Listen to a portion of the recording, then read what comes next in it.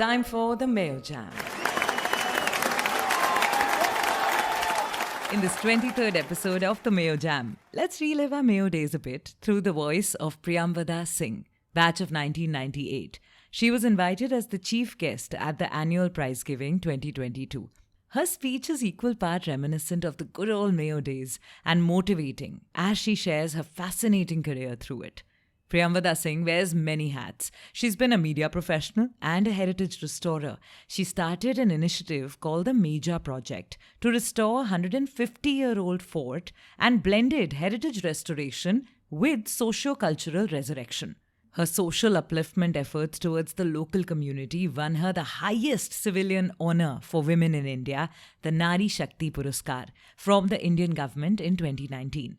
From setting up a community library to organising blood donation and yoga camps to helping retired artisans rediscover their professions, creating employment opportunities for women to promoting local talent at the state and national platforms, hers is a fascinating journey. In fact, she's also been recognised among 25 women achievers from thousands of inspirational stories across India and presented with the Advantage Woman Award. She's also been honoured by the Veer Durga Das Smriti Samiti and Mehrangarh Museum Trust for her work.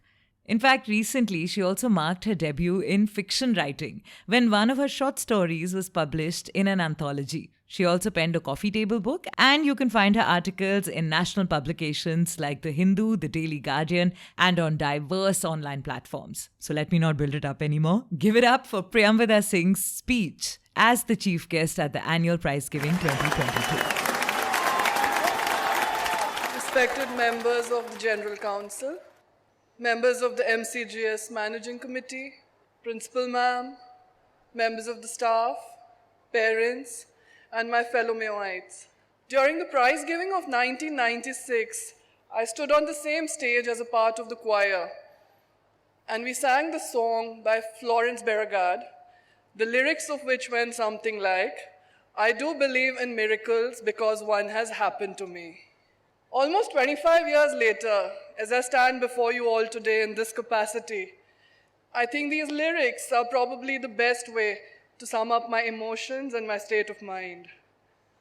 Because this certainly feels like a miracle. I was destined to be a fourth-generation Mayoite because MCGS was established just a year before I joined in class 4. And I think my family couldn't have been happier. I spent 9 years on this campus, and I think they were not just the most memorable years of my life. They also instilled in me a sense of self-assurance, which has continued to work as one of my biggest strengths through life.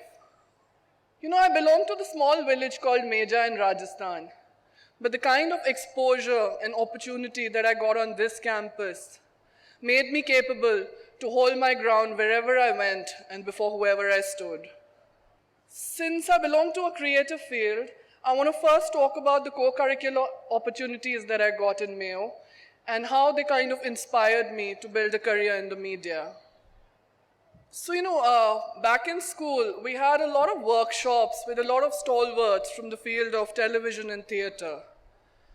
In fact, I still remember that I got my first experience of production design right here when, in the prize giving of 1997, we adapted Munshi Premchand's Godan into this play called Ek Kisan Ki Kahani.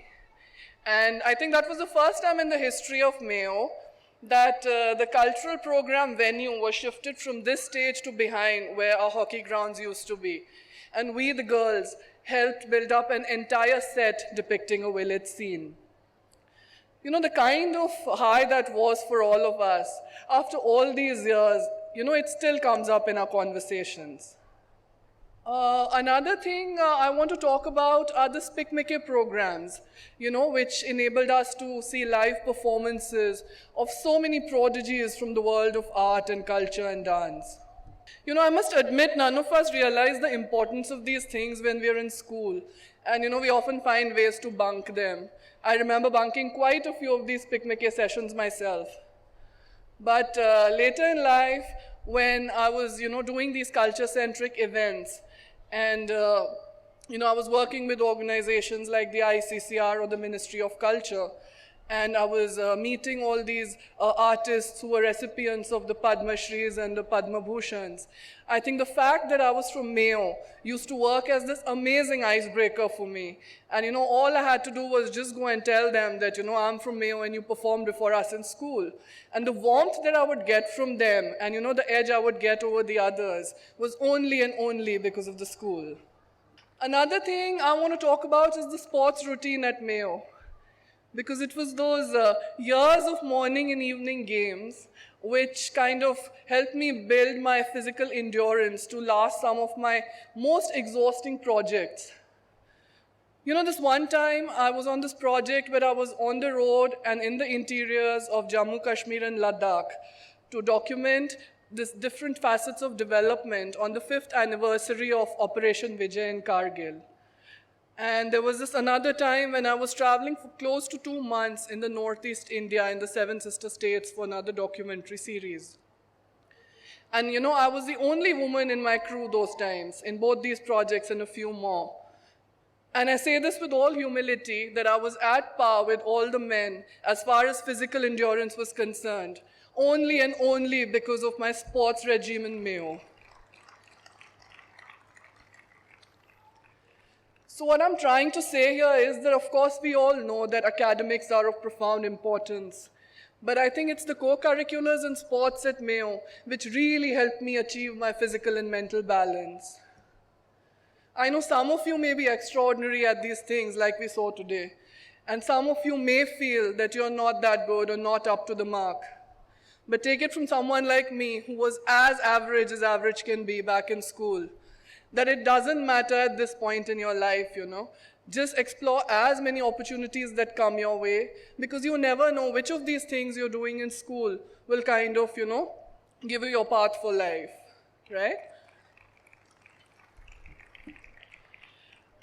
Besides physical balance, I also want to talk about how Mayo has always upped my emotional quotient. Because some of my most strongest and the most long-lasting relationships and friendships are the ones I forged in Mayo. Today we are all, my Mayo friends and I, we are all separated by distances and time. But the fact that we grew together side by side for 9 years ensures that our roots are always tangled.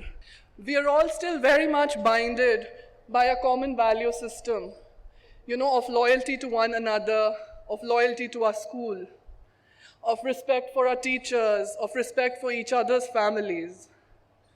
And a basic compassion is what I think binds us all together and keeps us together no matter where we are. Last year I lost my mother. And some of the first people who reached out to me were not just my Mayo friends, but the moms of my Mayo friends. And they continue to check on me even now and then to kind of ensure that I'm doing okay. So, I think this is the blessing you get for being a Mayo girl. This is the privilege. That no matter where you go, your sisterhood always has your back. I think I've been fortunate that I've managed to stay connected to school even after passing out.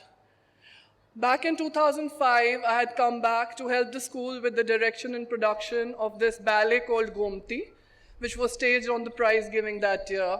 And if I may add, it was received quite well. More recently, Ma'am Kanchan gave me the opportunity to create this TED Club event which I curated. And I called upon a couple of my fellow recipients of the Nari Shakti Puraskar to come and share their journeys with the girls. And today, as I stand before you in this capacity, I'm only full of gratitude towards the General Council, towards the Managing Committee, towards Principal Ma'am, and towards everyone else who thought me capable to be standing before you all today. And as we say in Mayo, let there be light. Thank you. This podcast is brought to you by Mayo Girls Alumni Association. If you're a Mayoite and wish to participate, email us on mayocollegegirlsalumni@gmail.com.